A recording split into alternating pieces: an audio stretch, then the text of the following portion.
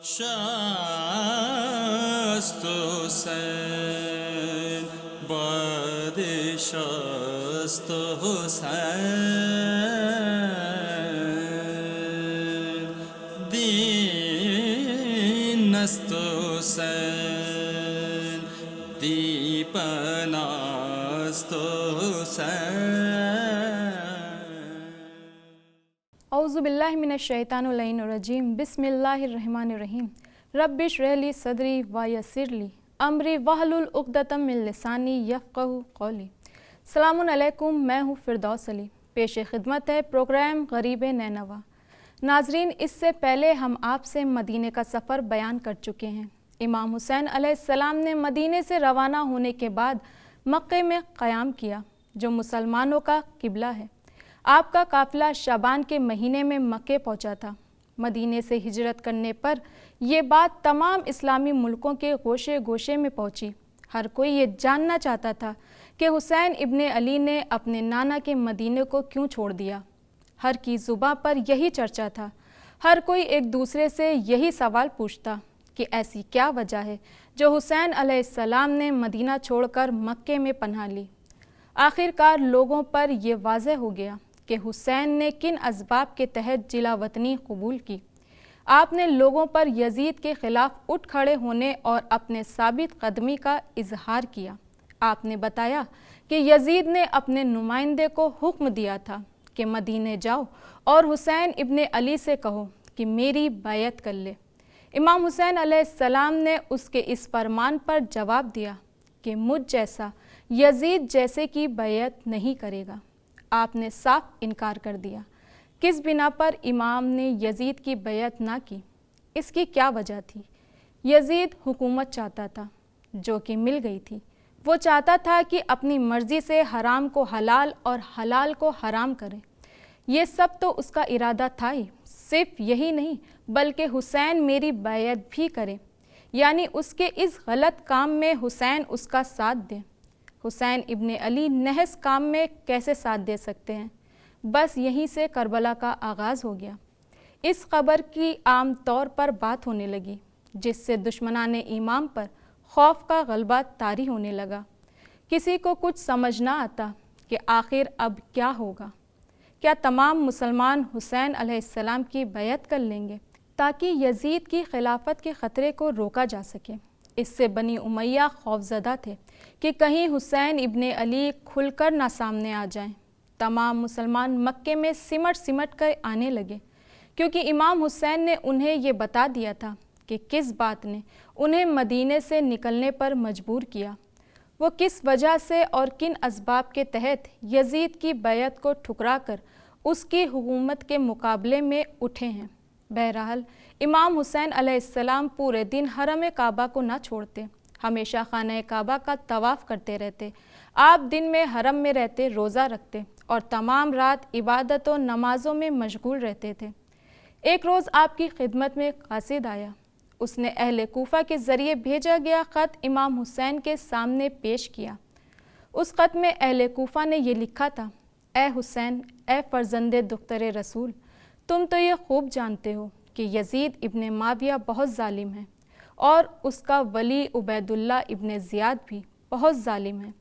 اے فرزند رسول، ہم نے آپ کو ہزاروں کی تعداد میں خط بھیجے ہیں کہ آپ یہاں تشریف لائیں اور یزید کے مقابلے میں ہماری نصرت کریں. ہم سب آپ کے ساتھ ہیں. ہم آپ کو آپ کے نانا رسول اللہ صلی اللہ علیہ وآلہ وسلم کا واسطہ دیتے ہیں کہ آپ یہاں آئیں. ہم سب آپ کی مدد کریں گے یزید کا مقابلہ کرنے میں. دوسری طرف امام حسین علیہ السلام کو یہ معلوم ہوا کہ یزید نے کثیر تعداد میں اپنی فوج کو روانہ کیا ہے کہ حسین ابن علی کو خانہ کعبہ میں حج کے دوران شہید کر دیں. امام حسین علیہ السلام کو جب یہ معلوم ہوا تو انہوں نے حج کو عمرے میں تبدیل کر مکہ چھوڑنے کا فیصلہ کیا، کیونکہ امام حسین علیہ السلام نہیں چاہتے تھے کہ کعبے کی حرمت پامال ہو اور کعبے کی سرزمین فرزند رسول کے پاکیزہ خون سے آلودہ ہو اور ہمیشہ کے لیے اپنی عظمت کھو دے. اس لیے آپ نے مکہ چھوڑنے کا فیصلہ کیا اور عراق کی طرف روانہ ہو گئے. حضرت امام حسین علیہ السلام نے عرفہ کے دن عراق کی طرف رخ کیا۔ تاریخ طبری کے مطابق مسلمانوں کا مجمع کثیر تعداد میں آپ کے ہمراہ ہو گیا۔ کچھ لوگ آپ کی محبت میں آپ کے ساتھ چلے تو کچھ لوگ امام حسین کی سلطنت کی امید میں آپ کے ساتھ چلے۔ امام حسین علیہ السلام حج کے کچھ روز پہلے ہی مکے سے نکل گئے، یعنی کل مدینہ چھوڑا اور آج مکہ چھوڑنا پڑ رہا ہے۔ ابھی کربلا کی زمین پر قدم نہیں رکھا مگر نواسائے رسول پر ظلم ہونا شروع ہو گیا ہے۔ آپ کا قافلہ ابھی منزل تک نہ پہنچا تھا کہ ایک فوج کا دستہ کوفے کی طرف سے آپ کی سمت آتا ہوا دکھا، جو ہتھیاروں سے لیس تھا۔ یہ حر کا لشکر تھا جسے ابن زیاد نے یہ پیغام دیا تھا کہ حسین کے ساتھ سختی سے پیش آؤ اور انہیں بے آب و گیا سرزمین پر اترنے کو مجبور کر دو۔ حر نے امام حسین کو ابن زیاد کا فرمان سنایا اور کہا کہ مجھے حکم ہوا ہے کہ میں آپ کو آگے بڑھنے سے روکوں، لہٰذا آپ یہیں پر اپنا پڑاؤ ڈالیں۔ امام حسین علیہ السلام کا یہ کارواں 2 محرم کو کربلا پہنچا۔ کربلا کی سرزمین کے بارے میں بات کریں تو کربلا کو نینوا بھی کہا جاتا ہے، غازریہ بھی کہا جاتا ہے اور شط فرات بھی۔ آج کے دور کے مقابلے اس وقت کربلا ایک بے آب و گیا چٹیل میدان تھی۔ حضرت امام حسین علیہ السلام کا گھوڑا چلتے چلتے رک گیا۔ آپ نے کئی گھوڑے تبدیل کیے لیکن کسی بھی گھوڑے نے کوئی حرکت نہیں کی۔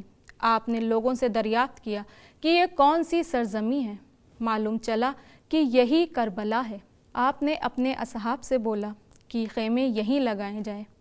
خدا کی قسم یہ ہمارے خون کے بہنے کا مقام ہے، یہی ہماری قبریں بنیں گی، یہی وہ زمین ہے جہاں ہمارے اہل حرم اسیر ہوں گے۔ مجھے میرے نانا رسول اللہ صلی اللہ علیہ وآلہ وسلم نے اس زمین کربلا کے بارے میں بتایا تھا۔ خیمے نصب ہونے لگے کیونکہ صحرا کی تپتی ریت اور شدت کی گرمی ہے۔ اس بے آب و گیا چٹیل میدان میں حسین اپنے اہل و عیال کے ساتھ ظالموں کے نرغے میں ہیں۔ حسین اپنے وعدہ طفلی کو نبھانے کربلا آ گئے، کیونکہ مظلوم کربلا امام حسین علیہ السلام اس حقیقت سے بخوبی واقف تھے کہ اگر آج میدان کربلا میں اپنے عزیزوں، بیٹوں، بھائیوں، بھتیجے، بھانجوں اور اپنے اصحاب کی قربانی پیش نہ کی گئی تو 1,24,000 انبیاء کی محنت رائے گاں چلی جائے گی۔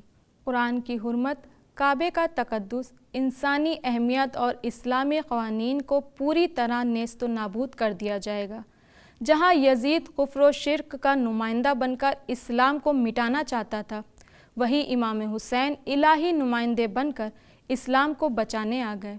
اگر یزید فرعون و شداد، حامان و نمرود اور ابو سفیان اور معاویہ کا نمائندہ تھا تو امام حسین آدم و نوح، ابراہیم و موسیٰ و عیسیٰ، محمد مصطفیٰ اور علی مرتضیٰ کے نمائندے اور وارث بن کر کربلا میں آئے تھے۔